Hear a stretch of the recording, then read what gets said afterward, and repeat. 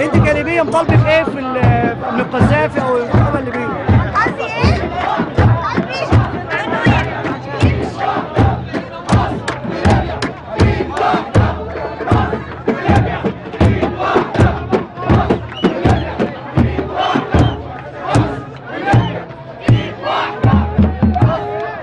اسم حضرتك ايه؟ اينور حسن سفراكس. طب انت ايه مطالبك الثوره الليبيه؟ مطالبي انه ينتهي باسرع وقت ممكن. يعني بتطالبي بايه؟ طالب بالديمقراطيه والراي الحر والعلم.